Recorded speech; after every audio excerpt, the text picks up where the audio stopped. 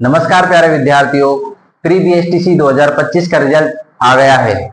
विद्यार्थियों के बहुत सारे सवाल हैं, सर हमारा नंबर आएगा या नहीं आएगा, कट ऑफ कितनी जाएगी, काउंसलिंग आईडी क्या है, कॉलेज किसको मिलेगी, ये काफी सारे जवाब के बारे में आज बात करेंगे। बच्चों के जो सवाल हैं उनके बारे में आज देखेंगे कि क्या क्या होने वाला है। पहला है कि काउंसलिंग आईडी क्या है। जो आपकी काउंसलिंग आईडी है उसके अकॉर्डिंग आपको कॉलेज मिलेगी अब की बार। जैसे किसी बच्चे के 400604 ये आपकी काउंसलिंग आईडी है, तो ये जो आपके अंतिम जो रैंक है इसके अकॉर्डिंग आपको कॉलेज मिलने वाली है। क्योंकि अब की बार जो पेपर हुआ है प्रथम पारी और द्वितीय पारी में हुआ है। अब हो क्या रहा है, यहाँ पे हम काउंसलिंग आईडी जब देखते हैं तो जो प्रथम पारी का मान लो कोई विद्यार्थी 444 नंबर लेकर के आ रहा है, उसकी काउंसलिंग आईडी अगर हम देखते हैं तो मान लो वो 3029 मान लो, हम मानते हैं।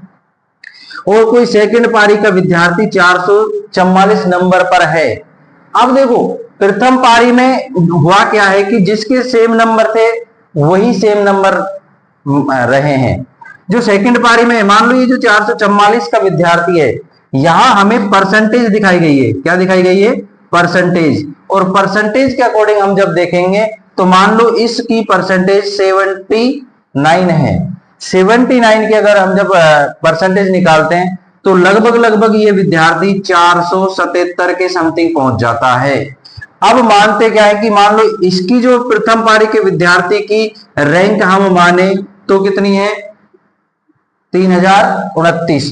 और ये जो सेकंड पारी का विद्यार्थी है उसकी रैंक बढ़ करके, यानी कि परसेंटेज के अकॉर्डिंग उसके नंबर जब बढ़ते हैं तो कितने हो रहे हैं? 477।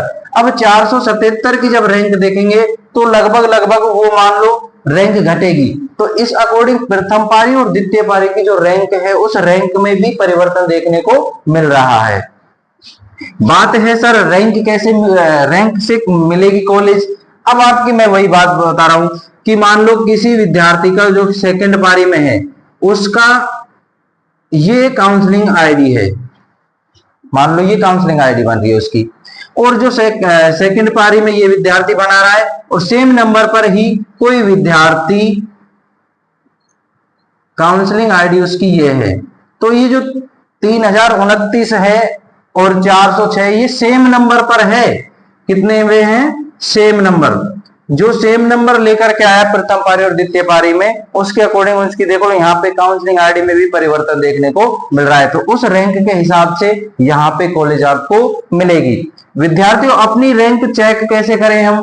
आपकी जो काउंसलिंग आईडी है आपकी बार आपको जो कॉलेज अलॉट होगी वो आपकी काउंसलिंग आईडी के नंबर पर होगी। इस काउंसलिंग आईडी के नंबर पर जितने आपकी जो काउंसलिंग नंबर बन रहे आपके, वहां पे आपको जब रिजल्ट आपका शो हो रहा है तो उस रिजल्ट में आपकी काउंसलिंग आईडी दिखा रखी है। उस काउंसलिंग आईडी के अकॉर्डिंग ही आप अपनी रैंक देखें और उसके अकॉर्डिंग आपको कॉलेज मिलेगी। दूसरी बात विद्यार्थियों, एक सबसे बड़ी बात है कि आप इसमें कॉलेज जब भरते हैं तो उस कॉलेज भरते समय जो निर्णय है वो बड़ी सावधानी पूर्वक ले। पिछली बार भी देखा गया था बहुत सारे विद्यार्थी हैं जिन्होंने कॉलेज भरने में गलती करी। मैं अगर आपको सजेशन देता हूं तो आप अगर मानते हैं तो देखना, जो भी विद्यार्थी काउंसलिंग करवा रहे हैं, जो विद्यार्थी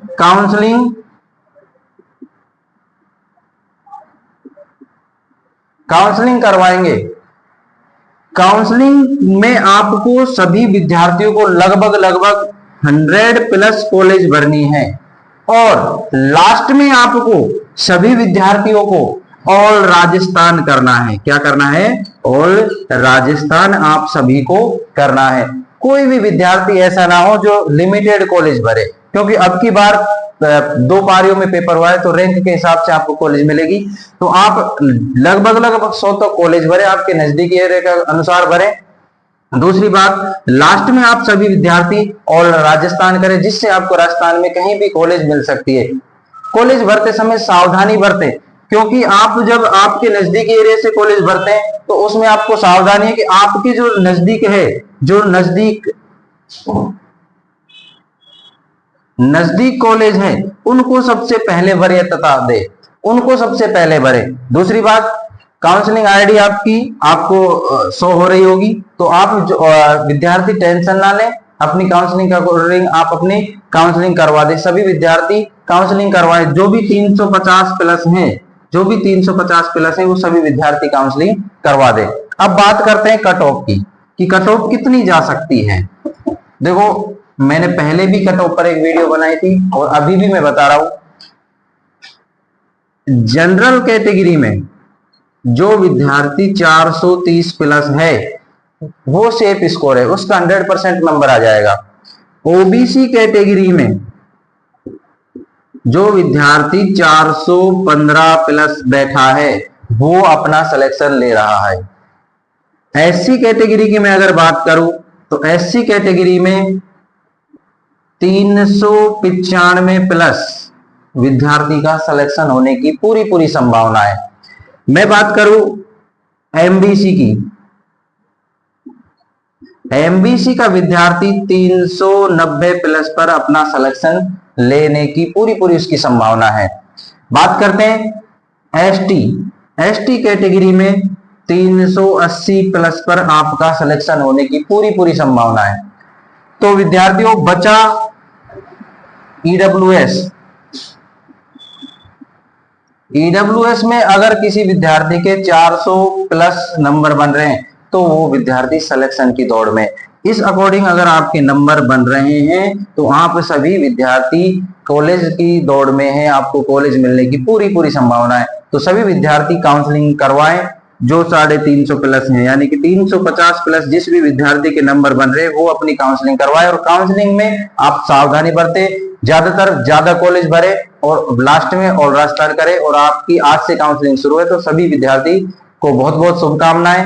आपका जो ये पहला पड़ाव है कॉलेजों का, वो आपको अग्रिम शुभकामनाएं। 2 साल की आप बीएसटीसी करें, उसके बाद आपके सामने टीचर भर्ती होंगी। तो थैंक यू।